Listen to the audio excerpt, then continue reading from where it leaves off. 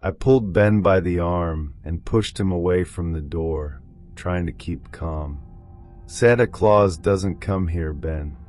We don't celebrate Christmas, remember?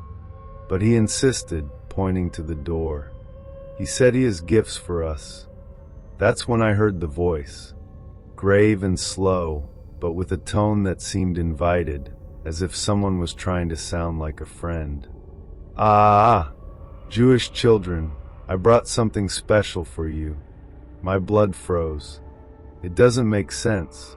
Who would come to our house, disguised as Santa Claus, talking about Jewish children? Even more in Newark, where we barely have neighbors who know each other right. I looked through the peephole and saw the figure. He was tall, with a red coat and a Santa hat. But something was wrong. The smile seemed frozen like a mask, and the eyes were deep, without brightness. I hold my breath and returned to Ben, trying to look brave. He's not really Santa Claus. Go to the bedroom now. Ben started protesting, but before he could say anything else, the man knocked on the door again, harder this time. Come on, I just want to go in and leave the gifts. I knew I couldn't open it, but the fear started growing. I tried to keep my cool, but my head was on fire. It makes no sense for someone to come dressed as Santa Claus talking about Jewish children. Knowing I should not open, I ran to the phone and dialed 911. While waiting, the man hit again, even harder. You know it's ugly to leave someone outside in the cold, right? His voice sounded more threatening now. When we finally answered, I explained that there was a strange man at our door trying to enter. But the answer was a bucket of cold water. The dispatcher said he couldn't do anything for now, since the man hadn't broken into the house. He told me to lock the door and wait for him to leave. After I hung up, I felt my heart sink.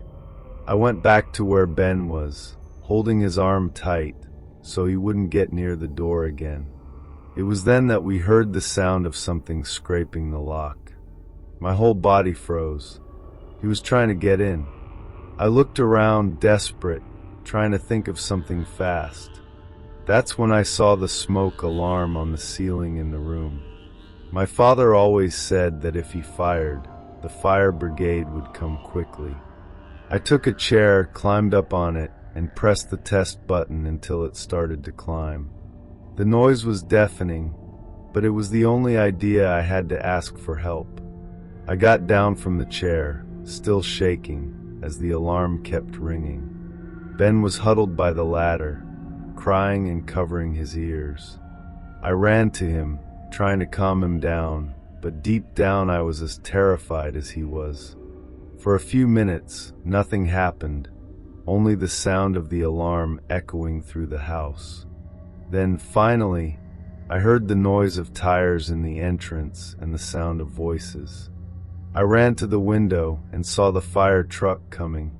2 firemen left in a hurry, looking confused, probably imagining there was a fire. Then I saw the man again. He was still standing there, standing by the door, but now he looked more different. He was too calm, almost as if he knew what he was doing. He started talking to the firemen, gesturing towards the house and pointing at the door. I could not hear what he was saying, but something in his tone seemed strange, almost rehearsed. That's when I realized he was trying to convince the firemen that he was our father. My mind panicked. How could they believe him?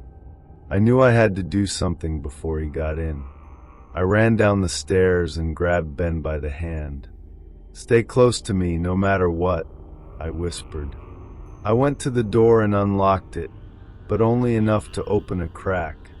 The firemen were there on the balcony, looking at the man as if they were trying to understand the situation. He was smiling, but there was something wrong with that smile, something that made my stomach turn. "I'm their father. He was just trying to get in because they locked the door by mistake. They're just kids, you know." His tone was calm, but it seemed empty. I knew I had to act fast. Opened the door again and shouted, "He's not our father. Our father is in the hospital." My heart beat so hard that it seemed to be coming out of the chest. The firemen looked at each other, clearly suspicious. Then, to my luck, one of them asked, "Can you show your identity, sir?" The man froze for a moment, and the smile disappeared. It was the breach they needed. In seconds, one of the firemen was already calling the police on the radio, while the other kept the man under surveillance. He tried to argue, but now his calm seemed to be crumbling. While the fireman held the man there, I pulled Ben out and started to explain everything that had happened, my words coming out of the car. I told him about how he knocked on the door, what he said, and how he tried to break in. One of the firemen crouched in front of me and told me not to worry, that we were safe now. But I couldn't believe it completely. The man stood there, with his face stiff, and the way he looked at me made me feel as if he was still trying to find a way back. Shortly after, the police arrived. They handcuffed the man, while he kept insisting that he was our father. But when the police started asking questions, he couldn't answer any convincing. It was as if the whole facade had collapsed.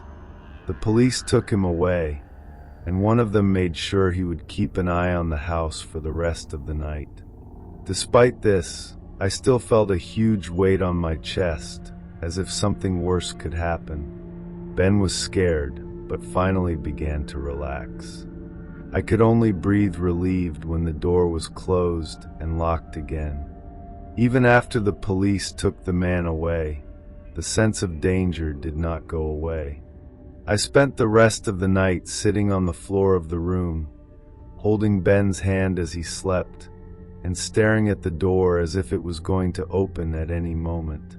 My mother was still unconscious on the couch, completely oblivious to what had happened.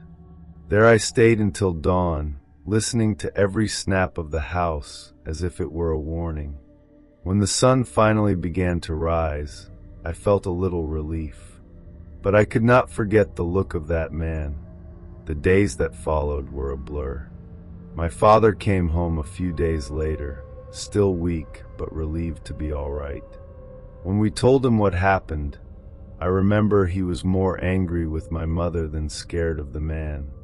The police informed us that the man was already wanted for other crimes involving children, and that he was probably roaming the neighborhood looking for an opportunity. I never knew exactly what he wanted or why he chose our house that night, but one thing was clear to me. If I had believed for a second that the man was Santa Claus, maybe our story would have ended differently. The footprints in the snow. If I had not seen with my own eyes, I would never have believed. These things seem to come from stories that we read to scare children, but I swear by everything that is most sacred, it happened. It was the coldest winter we ever lived in our city. I think it was 1987. My family had a habit of moving into an old house, a remote property surrounded by fields and a forest that seemed to never end. It was the kind of place that we choose to have peace and escape from the rush, you know? The snow fell for a whole week, and the world seemed to have been frozen in time. We were just us and the endless white landscape. That morning, I left early to clear the path leading to the barn. The silence was absolute, the kind of silence that only exists in the snow, broken only by the sound of my sinking boots. That's when I saw it. Huge marks like footprints, but not from any animal I know. They were gigantic, about 60 centimeters long, and had a strange shape, as if they were from some kind of creature with claws. The most strange? They started out of nowhere, in the middle of the field, and ended about 20 meters away, without any continuity, as if something had simply appeared and then disappeared into the air. I remember standing there looking at it with my heart pounding. It was impossible. I tried to convince myself that it was some kind of trick, maybe a neighbor playing with me. But the more I looked at those marks, the more they made me uncomfortable. There was no sign of people around. No trail leading there, nothing. Just those huge and perfectly defined footprints. Ran back home and called my father, thinking he might have some explanation. He came, looked, and was quiet for a while. He only told me not to worry and go back inside, but I could see in his eyes that it bothered him too. The rest of the day dragged on, with that feeling that something was wrong hanging over me. That night, the wind began to howl as if the forest itself was alive. My mother insisted that we stay inside, near the fireplace, but around 10 p.m., we heard something. It was a dry, rhythmic noise like heavy steps on the snow. My heart popped at the time, ran to the window, but all I saw was the field covered in white, empty as always. My father went to the door and turned on the light from outside. And then we saw more footprints. They started right in front of our balcony, as if something had fallen from the sky, and disappeared again a few meters away, heading towards the forest. No one slept that night. The next day, a curiosity overcame me. Despite the fear, I decided to follow the marks to the edge of the forest. The snow was so untouched around it was as if something had really come out of nowhere, walking a few steps and disappearing again. When I got close to the trees, I was paralyzed. The footprints did not end there. They continued inside the forest, but in a strange way. You could only see some scattered marks, as if a creature had jumped great distances between the steps. I stood, trying to decide if I should go in, when I heard a faint noise, a muffled sound that sounded like a grunt coming from inside the forest. My stomach turned and ran back home without looking back. I told my father what I saw, hoping he would reassure me, but instead he became more serious than I had ever seen. He took me to his room, opened a drawer, and took out an old newspaper clipping. The article was about an old estate we lived in, mentioning a series of strange reports from decades ago, all in winter. The detail that made me freeze was a specific line: neighbors reporting impossible footprints in the snow, large marks that started and ended without traces. It was exactly what I had seen. My father said he didn't want to scare me, but we'd better avoid going out at night until the winter is over. My father's words only make everything more real, and to be honest, I could not relax. Every time the wind blew, or some noise echoed far away, I felt my whole body get tense. But the worst happened a few nights later. We were trying to pretend that everything was normal, sitting in the room when we heard a strange sound coming from the roof. It was like something scratching the tiles, a slow and methodical sound that made the silence of the house seem unbearable. My mother grabbed my arm and whispered, "Don't move." My father took the gun, but I could see he was as terrified as we were. The noise stopped as suddenly as it started, and everything was quiet. The next morning, we went up to the attic to see if we could find anything. There was snow strewn on the floor, which was strange because the attic had no open windows. But what really made me shiver were the marks on the ceiling, visible through a thin layer of dust. They were the same giant footprints, as if something had walked through the lining of the house. I had never seen my father lose his temper, but he started to scream, saying that we had to get out of there. That very day, he called a friend and started to pack things. But before we went, something even more disturbing happened. While we were packing our things, my mother noticed something strange outside. In the field behind the house, where the snow was untouched, the footprints were back. But this time there were not just a few.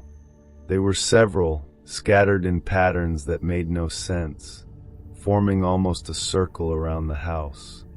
It was as if something or several things had surrounded us during the night. My father became clear when he saw that. He chose a shotgun again, even though he knew that if those things were real, they probably wouldn't make any difference. The silence outside was suffocating.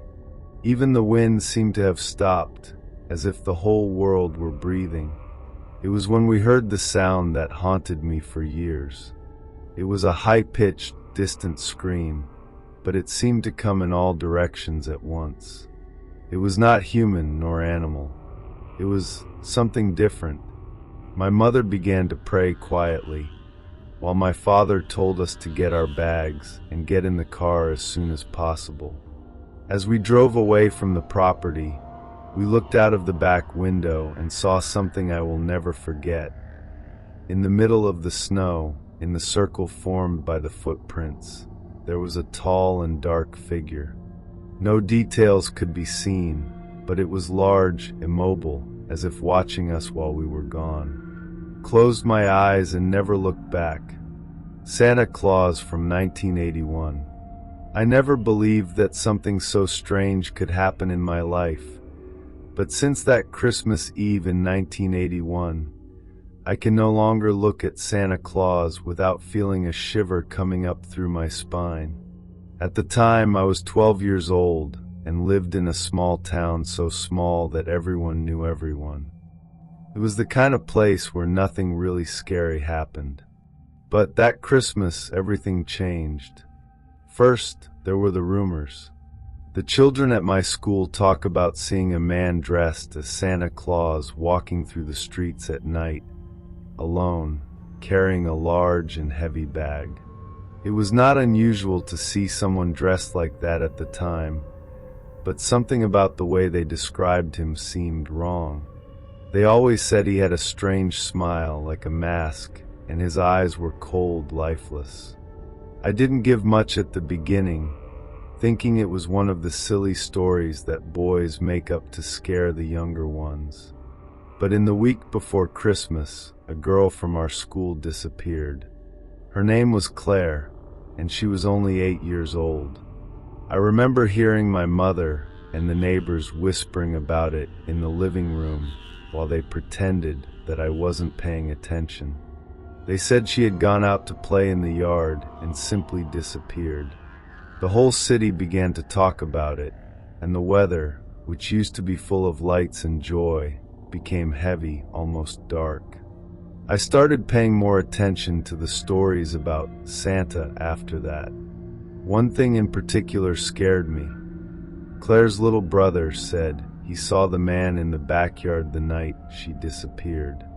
After the disappearance of Claire, it seemed that everyone was with nerves to the skin. Parents started to forbid children from going out alone, but it didn't help much. 2 nights later, it was once from Tommy, a boy on my street. He was younger than me, he was 7 years old, and always played with the other kids near the square. The next morning, I only found his cap on the slide and nothing else. That's when the boats on Santa Claus became darker. Some people swore that they saw him walking through the streets, but always disappeared before anyone could get close. A woman said she saw him standing in front of the window of her son's room, but when specific, he simply disappeared, as if he was never there. What really impressed me was when my friends and I found that picture. We were at Jeff's house, who was the typical curious kid. His father collected old things like newspapers and old photos, and kept everything in boxes in the basement. We went to snoop there, because in our head, maybe there was something about the disappearances. That's when we saw the picture. It was 1923, and it showed a group of children smiling around Santa Claus. What's the problem? He was identical to the man that people were describing. Same strange smile, same empty look. It seemed impossible, but Jeff revealed something that made me freeze. On the back of the photo, someone had written, 1923 Christmas, that he takes only the dreams and nothing more. After we found the photo, something changed in our perception of everything. It was as if, suddenly, it had become more real. Jeff kept the photo in his pocket, and we ran up from the basement, with our heads full of questions. Who's that guy? How could he be the same after so long? And what made that scary message in the verse? We tried to show it to the adults, but they just laughed or told us to stop making up stories. No one seemed willing to believe in a bunch of children, even with the disappearances happening. So we decided to investigate on our own, which, looking back, was the worst decision we thought we had ever made. That same night, we met in the central square, near the great Christmas tree. It was cold, and the streets were more deserted than usual, as if fear had spread to all the world. We had decided to keep an eye on the city, thinking that maybe we could see something. We stood there for hours, shivering with cold, until Danny, who had a flashlight, was brought to an alley between two shops. "Ollie," he whispered. I looked and saw a shadow moving. It was a tall figure, wearing something that looked like a long red coat. My heart popped. The shadow moved slowly, and then we saw clearly the man in Santa's clothes, dragging that big and heavy bag. We froze for a moment. Nobody knew what to do. I felt my heart pounding so hard that I was sure he could hear. Jeff was the first to break the silence. "Let's follow him," he whispered, and despite the fear, we all agreed.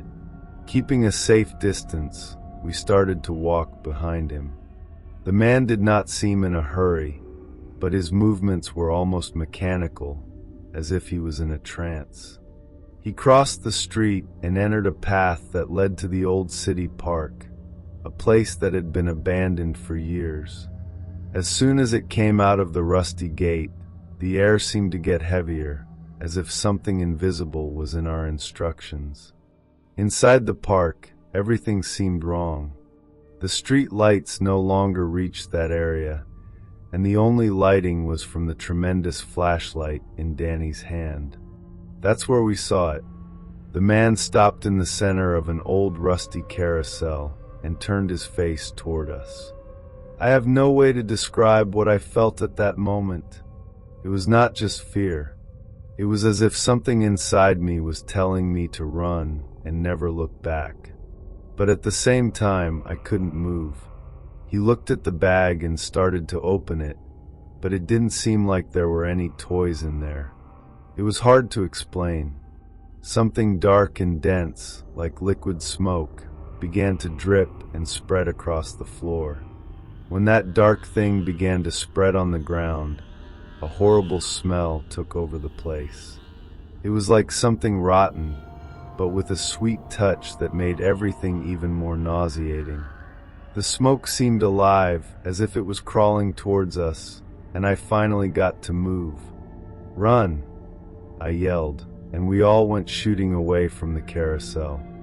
But as we ran, a strange noise, as if someone was laughing low right next to us. I looked over his shoulder, and I swear I saw his face watching me from the middle of the smoke, even standing in the same place. The eyes, once so empty, now shone in an almost inhuman way. We managed to get out of the park and go straight back to Jeff's house, without saying anything on the way. When we arrived, we threw on the floor of the garage, trying to catch our breath. It was then that we realized that Danny was not with us. The panic was immediate. We started shouting his name, but he did not respond.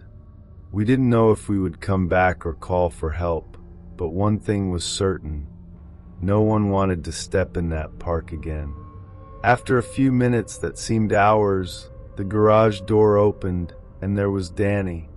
He was clear and trembling, holding the lantern as if it were the only thing keeping her anchored in reality. He whispered my name. That's all he could say before he started crying. After Danny managed to laugh, he told us what happened. He said that while we were running, he tripped and fell. When I spoke, I saw that we were far away and stood for a few seconds, trying to figure out where to go. It was at this moment that he heard. It was not a cry nor a loud noise, but a husky whisper that said his name. He swore that the voice came from all directions at once. He looked back and saw Santa standing there, on the side of the carousel, looking directly at him. I don't know how to explain, he said, but it seemed like he was inside my head. It was only when the flashlight started to flash that he managed to move and ran away from there. After that, neither of us could sleep. We spent the whole night in Jeff's garage, locked and with the lights on. The photograph we found looked even more sinister now. We tried to decipher a message on the back, but it was useless. We only knew that he had something to do with the disappearances, and that was probably waiting for the right time to do something much worse. In the following days, an entire city was taken by an atmosphere of fear. And then on Christmas Day, as a magic spell, everything stopped. There were no more disappearances, nobody saw the man dressed as Santa Claus, and in a short time, people began to act as if nothing had happened. But we knew that it wasn't the end. Even after everything stopped, the feeling that something was wrong never went away. It is strange to say, but it seemed that the whole city decided to forget what happened. People just stopped talking about missing children, as if it was a forbidden subject. But we didn't forget, mainly because, a few weeks later, Jeff found something else in the basement. It was a box of old clippings, full of news about similar disappearances elsewhere, always in Christmas interspersed for decades. And in all the stories there was a similar description. A man dressed as Santa Claus with a disturbing smile and empty eyes. In one of the photos, we recorded the same face that we saw in the park. Since then, I wondered what really happened that Christmas. What was that thing? And more importantly, why did it all stop so suddenly? I know some people think they are exaggerating or making up, but I still have nightmares about it. Sometimes I wake up sweating cold, with the image of that heavy bag and dark smoke. And every time I see a Christmas decoration or a Santa Claus in the mall, I can't avoid looking twice, looking for that same smile. I don't know what he wanted, but I'm sure he'll come back. Maybe not here, maybe not soon, but he will be back. And when that happens, I hope someone is prepared. The cult of red eyes. I never believed much in stories about strange cults or rituals, but after what I lived, it is hard not to think that there is something beyond what we can explain. It all started when I got involved in a research project for a blog about local mysteries. I live in the Michigan countryside, in a small town surrounded by forests. One day, while researching strange events in the area, I found a disturbing pattern. Reports of people seeing red eyes shining in the forest. These stories went from 1981 until now, but no one seemed to know where it came from or what it meant. I decided to investigate further, thinking that maybe it was just local folklore. My curiosity led me to a forgotten trail in the forest, where some residents said that strange things happened.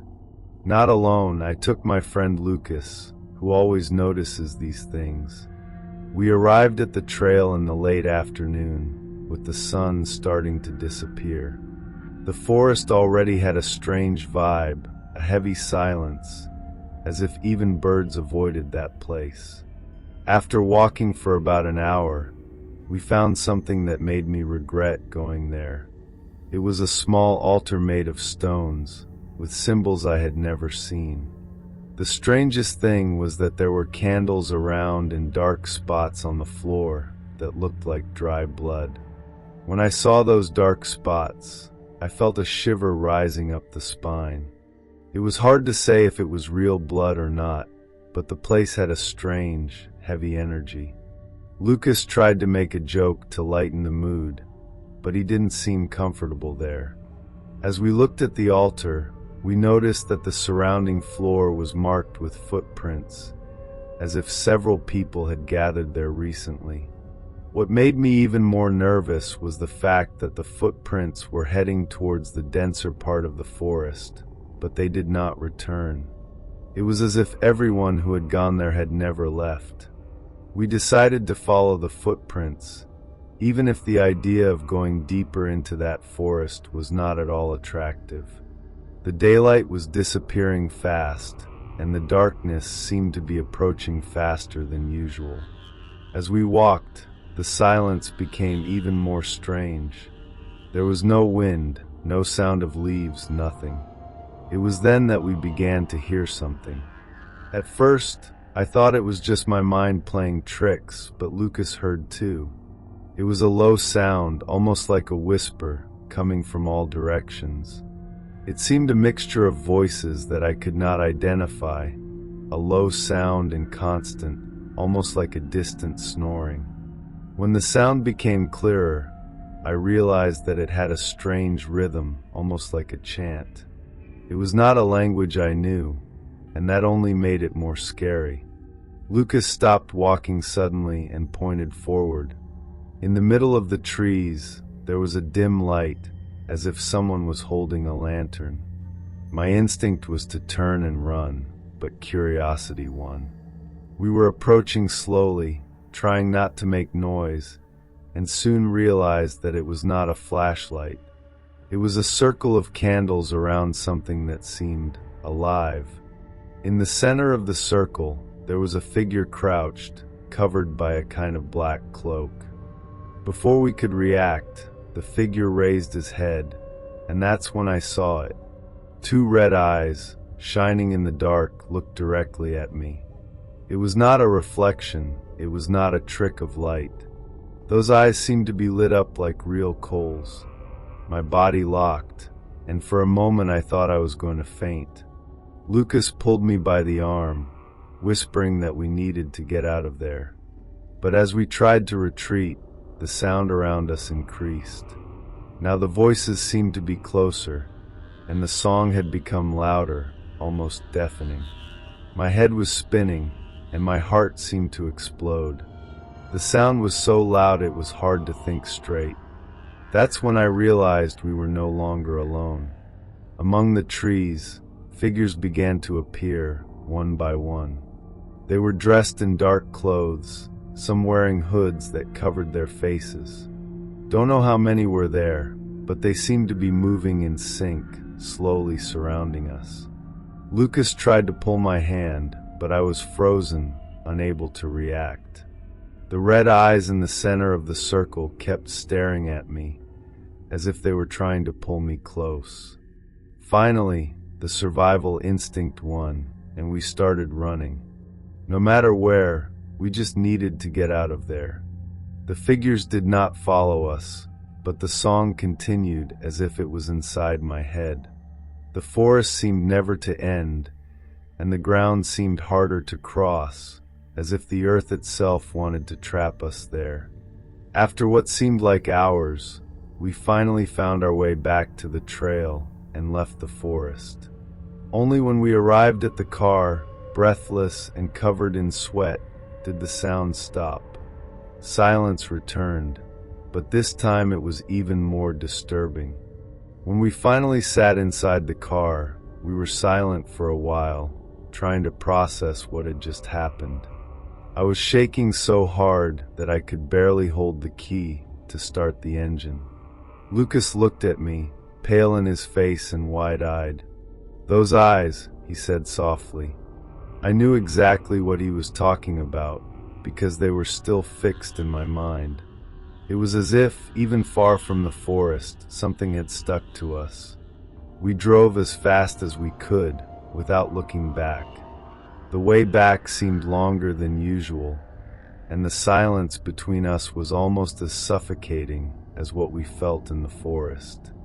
When I finally got home, I locked myself in my room and sat on the bed trying to understand what had happened. But nothing made sense. I decided to do more research on the cult, trying to find something that would explain the red eyes and the song. That's when I found an online forum where some people report similar things. A post caught my attention. Someone mentioned a cult that worshipped the red eyes, a kind of ancient gods that could only be seen in places where rituals were made. The detail that froze me was a specific line: "They do not forget who sees them." Since then, I can't sleep without feeling that I am being watched. The property invaded by mysterious creatures. I never imagined that something so strange could happen to us. My family always lived on that farm in Ohio, and it was the kind of place that seemed safe, where everyone took care of their own problems, and the most exciting things were the crops or an unexpected storm. But the summer of 1981 changed all that. It started in a subtle way, with things we thought could be explained. First, some bags of feed were torn up in the barn. My father thought they were raccoons or some other common animal in the area. But within a few days, things got worse. Some chickens turned up dead, and not in a normal way. It looked like someone had torn pieces of them, but it was not a dog or wolf bite. It was something strange, I must say. It was only when the oxen began to be attacked that we realized there was something else going on. The cuts were deep, almost surgical, and no predator we knew could do that. My father started to get paranoid. He locked everything at night and stayed awake, hearing any different sound. I was the oldest of the children, 16 at the time, so he would put me to help him watch. It was one of those nights that we heard for the first time what I can only describe as a low grunting, almost like the sound of a working saw, but coming from the middle of the forest. When we pointed the flashlight, the eyes, those red eyes appeared for the first time, shining in the dark, fixed on us. It was there that everything began to fall apart. After that first night, things got much worse. My father tried to convince himself that it was just some animal, maybe a bear, but I knew he was lying. He began to carry the rifle everywhere, even inside the house, and spent all his time restlessly looking out of windows. And he had a reason for it. It didn't take long to see the eyes again, but this time they weren't alone.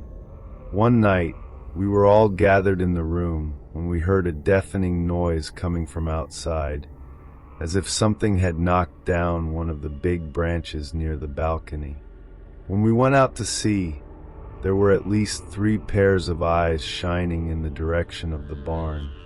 They were great, much greater than anything that could be human. My father shot high, trying to scare them, but the creatures didn't move. It was as if they knew that the gun wasn't enough. We stood still for a few minutes that seemed hours, until they simply disappeared into the darkness.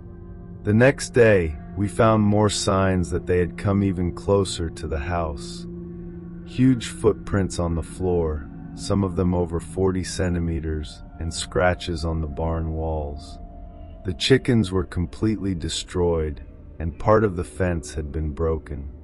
My father decided we needed to set up a surveillance scheme. He and I will stay up in shifts, each covering half the night. The tension inside the house was unbearable, and I knew my mother and brothers were terrified, even if they tried to disguise it. On that first night of surveillance, the silence sounded worse than any noise. I was on the starting shift, sitting by the window with my father's rifle, trying not to let my eyes close. It didn't take long for something to happen. I was almost convinced that it would be another quiet night, when a beam of intense light crossed the kitchen windows, illuminating everything inside. I jumped from the chair, almost dropping the rifle, and ran to the door. Outside, the light came from inside the forest. It was not like the light of a car or any flashlight I had ever seen. It was strong, but at the same time diffused, as if it were pulsating. My father woke up to the noise and came to the door, asking what was happening. When we pointed the lantern beam toward the forest, we saw nothing but trees. But we knew there was something there. It was impossible to ignore the feeling that we were being watched. My father stepped out, against the protests of my mother, who was now awake and crying. "Stay here and don't let anyone out," he said, before disappearing towards the barn. I stayed with my mother and brothers, but could hardly think of how to protect them if something happened. It was then that we heard a sound that I shiver until today, something between a roar and a human cry, but distorted, as if it came underwater. My mother took my hand, and her eyes told me everything. She thought we would not leave alive that night. When my father came back from the barn, he looked different.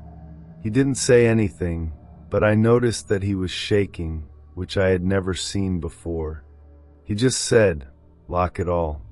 Now, as he pushed the furniture to reinforce the doors, I saw that his rifle was empty. He must have shot something out there, but did not say what.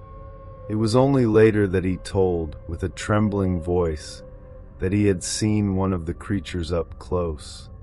It was bigger than I imagined, he said. The eyes didn't blink. I felt like I was studying myself. My mother began to cry, but he cut off any attempt at discussion. If they return, stay away from the windows. We all stood in the room that night, waiting for what seemed inevitable. And it happened.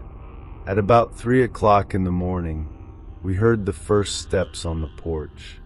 They were heavy, as if something really big was walking. Then came scratches on the wood of the door, dragged, as if the creatures were testing the resistance.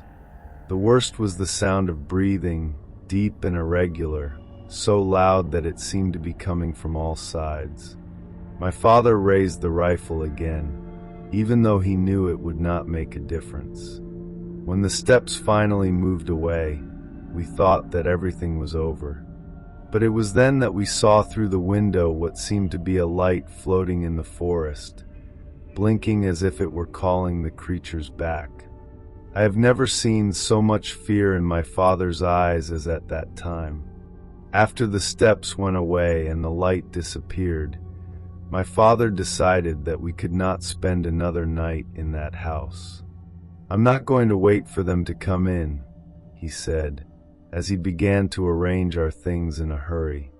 My mother insisted that we wait for the dawn, but he did not want to hear. I helped carry some bags to the car, but while we were outside, something caught my attention in the field across from the forest. There were footprints everywhere, as if a huge group had passed by.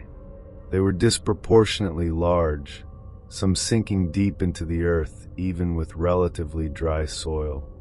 I was paralyzed, staring at those marks, until my father pulled me back into reality. "Don't look at it now. Get in the car." We managed to get out of the property before anything else happened, but the silence in the car during the trip was as heavy as the events of that night. My father drove with his eyes fixed on the road, while my mother tried to keep my brothers calm in the back seat. After we got to a relative's house in another city, my father made some calls. He called the police, who visited the property the next day, but said they found nothing concrete. What scared me the most was hearing one of the police officers comment, "You are not the first to talk about these lights in the forest." We never went back to that house, and to this day I don't know what those creatures were or what they wanted. But one thing is certain, they were not of this world. The return of the creatures. I don't know exactly what I saw that night, but I will try to tell it as clearly as possible. I work as a maintenance technician on a solar energy project, and in early 2023 I was sent to a new location in Ohio. It was a huge rural land, full of history, according to what they said. The place was being turned into a solar farm, but it seemed that something was wrong from the beginning. Some colleagues commented on a strange feeling in the place, as if they were always being watched. I laughed at it at first, thinking that it was just people trying to dramatize. But in the last weeks before everything goes down, we start to hear noises at night. Sounds that no one could explain, something between deep grunts and heavy steps, as if something huge was wandering the ground. It was one of those nights when I was working an extra shift that everything happened. We were taking down equipment near the forest next to the property. It was late, and the place already looked scary in so little light. One of the colleagues, Paul, pointed to the sky, saying he had seen a blue light passing quickly between the trees. Everyone laughed, saying it was probably just a drone or something, but Paul swore that it was bigger than that. We decided to ignore it, but I couldn't get the way he seemed scared out of mind. After the shift ended, I went alone to check out the place where he said he saw the light. That's when I started to realize there was something really strange about this place. I walked to the edge of the forest, with the flashlight in my hand and the phone in my pocket, just to be sure. I knew it should be something silly, but curiosity always beats me. As I got closer to the trees, the silence became almost absolute, the kind of silence that seems wrong, you know? No sound of cricket, nor the wind, only the sound of leaves under my feet. My flashlight lit the ground ahead, and everything seemed normal, until I noticed marks on the ground. They were footprints, but much larger than anything human. Some were more than 40 centimeters and were fresh, as if someone or something had passed by there recently. My first thought was to shoot, but when I took the phone out, I heard a loud snap coming from inside the forest. At first, I thought it was a branch breaking, but the sound was followed by another one closer. I looked forward, pointing at the lantern, and that's when I saw it. I don't know how to describe it without sounding crazy. The light captured a tall silhouette, at least 2.5 meters high. It was covered by something that looked like dark fur, but the details were blurred, as if the figure itself was not solid. What made me most scared were the eyes. They shone in a blue shade, but not like reflectors. It was as if they were lit up inside. For a few seconds, I was paralyzed just getting to face it. Then suddenly the lights went out, and everything went back to darkness. After the lights went out, I felt my heart go like never before. My first instinct was to run, but my legs felt like they were glued to the ground. I kept thinking, what if that thing is closer than it looks? What if you follow me? I finally managed to move and started to slowly back up, pointing the flashlight everywhere. Every time I lit up a new area, I had the feeling that something was moving in the corner of my eye, but never fast enough for me to catch. It was when I heard another sound, lower this time, almost like a deep snoring coming from several directions at the same time. Don't know how, but I managed to gather forces to turn around and run back to base camp. I arrived panting and went straight to Paul, who was still there packing some things. I told him everything, but he seemed more interested in showing something on his phone. "Look at that," he said, handing me the device. It was a video he had recorded the night before, but I hadn't heard about it until then. The footage was shaky, but I could clearly see a strong blue light blinking among the trees. In a moment, The camera captured something that looked like a huge shadow passing in front of the light. Couldn't see the details, but the size was unmistakable. "Did you see that?" he asked, and I could only shake my head. The combination of what I had just witnessed and his video made me realize that we were dealing with something much bigger than we imagined. After seeing the video of Paul, I decided that I could not ignore what was happening. We showed the recording to the supervisor, but he just laughed and said that we should stop watching horror movies. No one else seemed to take it seriously, but some of the workers started reporting strange things as well. That same night, one of the night guards left the post and left without warning. He called the next day, saying that he would not come back even for a raise. Apparently, he had seen big shadows moving near the solar panels and heard heavy footsteps coming from the forest. That only made the atmosphere of tension between the team. The next night, I stayed at base camp with some colleagues, waiting for the shift to end. It was near midnight when the lights of the outside area began to blink, one at a time, until they went out completely. The only lighting was from our cell phones and flashlights. That's when one of the guys yelled, pointing to the edge of the forest. We all looked in the same direction, and there they were, the blue lights pulsating slowly as if they were watching us. One of the lights seemed closer, and behind it you could see a huge figure still. The eyes shone again, just as I had seen before. Nobody said anything, but you could feel the panic taking over everyone. As we looked at those lights and the picture in the background, the silence was broken by a sound that seemed to come from inside the camp. Something had fallen or been knocked over, and the noise echoed as an alert that we were no longer safe. One of the workers picked up the radio and tried to call someone at the main headquarters, but there was only static. Paul, who seemed calm until then, started recording with his cell phone, while the rest of us were still, as if any movement could catch the attention of the thing. The lights began to move, not in a fluid way, but in pulses, as if they were jumping from one point to another. It was at that moment that we realized that it wasn't just a creature. There were at least 3 figures moving around the camp. Suddenly, the blue lights disappeared at the same time, and everything went dark. It was the worst feeling I've ever experienced.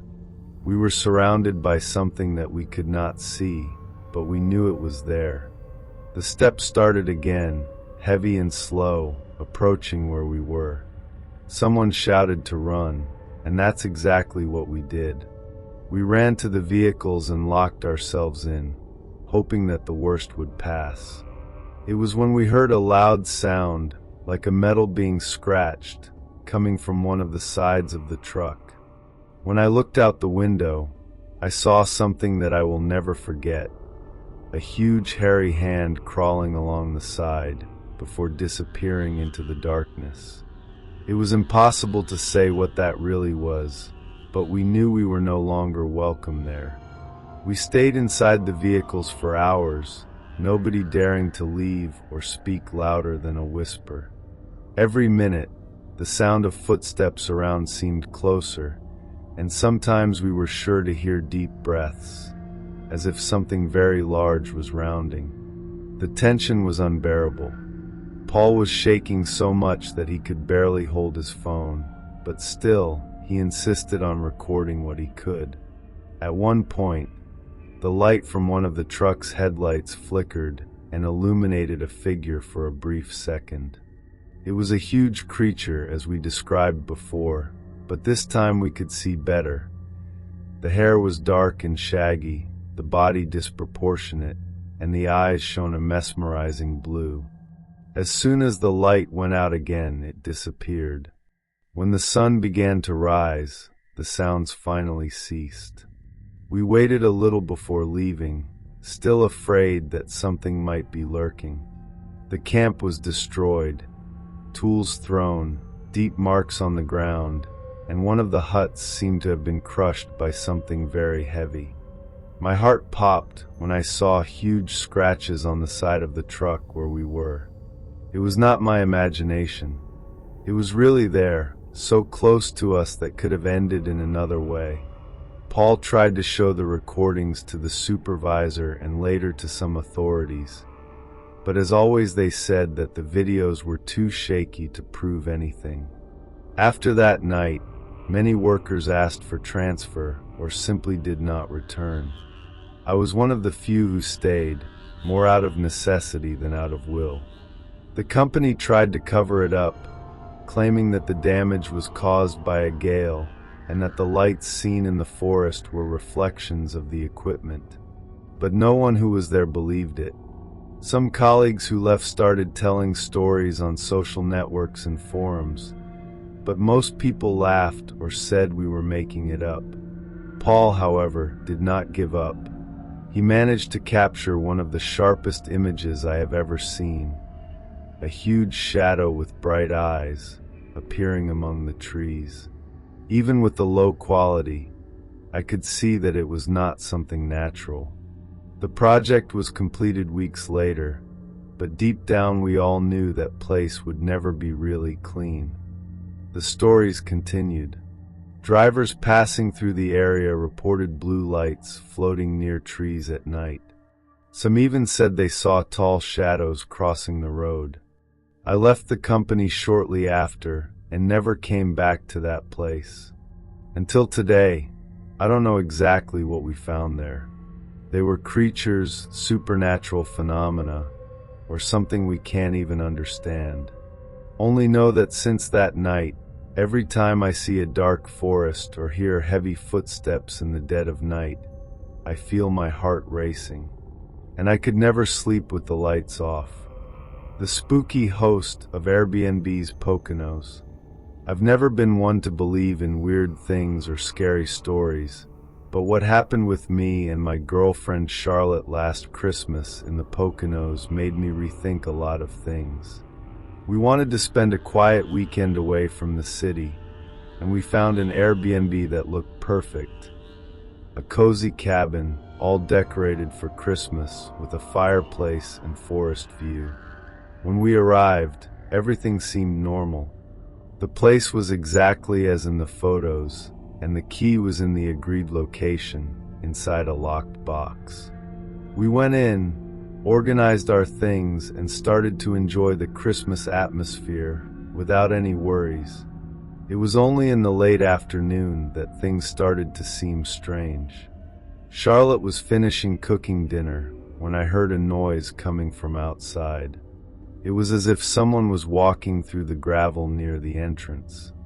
I thought it was just an animal, but when I went to look out the window, I saw a man standing near the fence looking at the hut. He wore a thick coat and a wool cap, looked like someone ordinary, but the way he stood still made me uncomfortable. I went out to ask if he needed help, and that's when he introduced himself as Tom. Said he was co-administrator of Airbnb with his brother, Mike, and that he was there to check if everything was okay. I thought it was strange because Mike didn't mention anything about someone else, but Tom seemed friendly, so I thanked him and went back inside. Charlotte also thought it was weird, but we decided not to think about it too much. After Tom was gone, I tried to forget the trouble that it had caused me. Charlotte and I finished dinner and sat down by the fireplace to relax. But as the night went on, the mood in the cabin changed. It was as if the room was heavier, quieter than it should be. At about 11 o'clock in the evening, we heard a sound coming from downstairs. It was soft like the wooden ranger, but enough to make Charlotte look at me with that expression of, "Did you hear that too?" Took my phone and turned on the flashlight, going down the stairs slowly. There was nothing. Everything was exactly as we left.